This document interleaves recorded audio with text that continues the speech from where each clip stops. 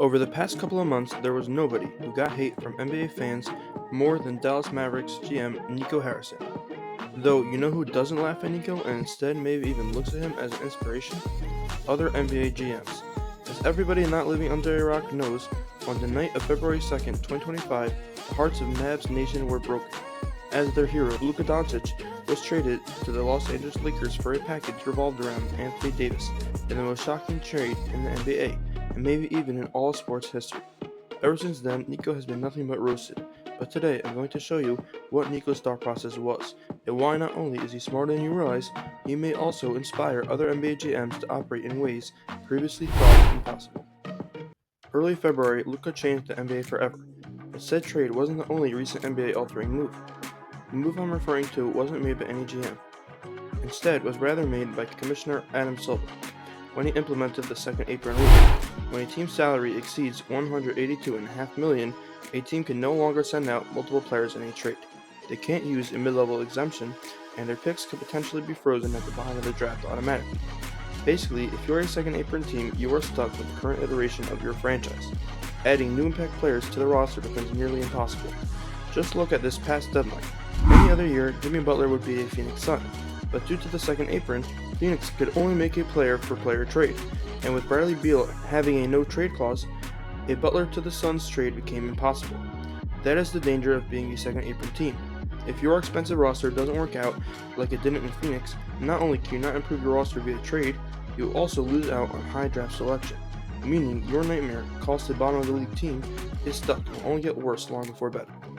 Haunted by the potential of being in such situation, teams are looking for every way to avoid being costly but not championship worthy. Enter the Dallas Mavericks, a team that pre-Luka trade was over the second apron, was due to pay Luka a supermax extension of 5 years, $345 million, the largest contract in NBA history. Giving Luka that deal would have froze the roster for the next half decade at least. If Nico believed that a team built around Luka and the 33 to 38-year-old Kyrie could win it all, there would be zero excuse not to give Luka the money. So let's look at some of the most successful and least successful supermaxes in NBA history to see which category Luka most belongs in. When supermax failures come to mind, some players I think about is John Wall and Joel Embiid. So what went wrong exactly? John Wall signed his supermax in 2017. Since then, 2017 he only played half a season. 2018 just 30 games. 2019 he didn't even play a single game. Injuries continued to plague him his whole career. What about Joel Embiid? Though he has the All-NBAs and an MVP to his name, every year there are injury issues, and every year there's a disappointing end to the season in the playoffs. A reason that many around the NBA believe causes Embiid's playoff and health disappointments is his laziness, which got so bad that Tyrese Maxey had to challenge Joel to be on time to team activities, calling him out for being late to everything during a Sixers team meeting. We see from these two that the clear cause of a supermax bust are health concerns and a bad work ethic. Does that sound familiar to you? Work ethic was the exact reason many sources claim that Nico wanted to trade Luka in the first place.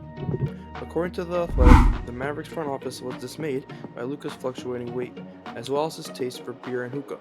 People who witnessed Doncic's days in Dallas do not paint a flattering portrait of the 25-year-old's professionalism. They call him lazy. They predict his basketball demise, highlighting a health history that, as some see it, will likely lead to catastrophe in the next 5 years or so. Does that sound like a guy you want to make the highest paid player in NBA history? Does that sound like a guy that a marriage with is worth more than 5 years of roster flexibility? You know who Supermax did work out? Nikola Jokic. A guy who went from drinking a 3-liter bottle of soda every day to having the stamina to win multiple MVPs and an NBA championship. Though a guy like Luka, Nico just didn't see as the type to change his whole lifestyle without a significant wake-up call. A wake-up call in which he just got. So at the same time that Luka's career would have been an injury-riddled playoff-choking nightmare in Dallas, similar to Embiid, the trade to LA may be all he needs to change himself around to build his body to be healthy enough for a deep playoff run. But even if he does succeed in LA, we'll never know how poorly his fate would have been if he never got the wake-up call that was the trade to the Lakers. So, now that we understand why Nico felt the need to trade Luka, one question remains. Why did Nico only get AD and not a bigger package for Luka? Well, Nico saw his team centered around a 33-year-old Kyrie and a finals caliber roster, and wanted to get the best two-way player available in exchange for Luka to make a run at a championship. Obviously, the Mavs were not going to get a player better than Luka, so Jokic, SGA, Giannis, and Tatum were off the table. After that, Joel's health situation is a mess right now. The Timberwolves said no to trade for Anthony Edwards. The Warriors and Lakers would never trade Curry or LeBron. KD is 36. After that, Anthony Davis, who remained healthy throughout the entire season last year, really is the next best player. Nico got the best player available to create a championship caliber team that, if not for the Kyrie injury, I firmly believe would have finished with a top seed and will still be in the playoffs today. The Luka trade will go down as definitively the biggest trade in NBA history, which opens the door wide open for other GMs to make moves before thought unthinkable. Thanks to the second apron, teams would love to not give risky contract extensions that would terminate all roster flexibility. And what front offices were previously too scared to do, after Nico, the window of opportunity is now wide open. To young stars with shaky defense and health issues like LaMelo Ball, John Morant, or Zion Williamson get second contract extensions with their original teams, the past few off-seasons were some of the biggest news fests in NBA history. But thanks to the boldness of Nico Harrison and the new rules implemented by Adam Silver, we may never have a boring offseason or trade deadline again. Completely lost. Blow by. Another blow by. Who is he guarding here, pointing to phantoms? Blow by. Blow by. Blow by. Gets lost. Kyrie has to push him. Blow by. Lost. Whoop. Whoop. Whoop. Whoop. Blow by again.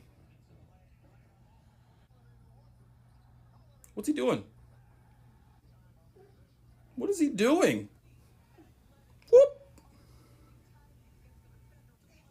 Woo.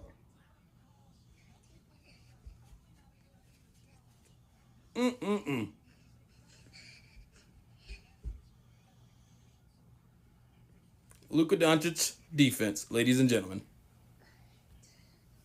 All the sacrifice, handling the enormous weight of